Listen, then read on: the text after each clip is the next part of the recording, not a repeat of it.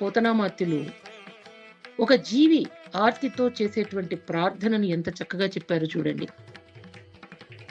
లావొక్కింతయు లేదు ధైర్యము విలోలంబయ్యే ప్రాణంబులున్ ఠావుల్ దప్పెను మూర్ఛ వచ్చే తనువుండస్సెన్ శ్రమంబయ్యడిన్ నీవే తప్ప నితఃపరం బెరుగ మన్నింపందగుందీనునిన్ రావే ఈశ్వర కావవే వరద సంరక్షింపు భద్రాత్మక.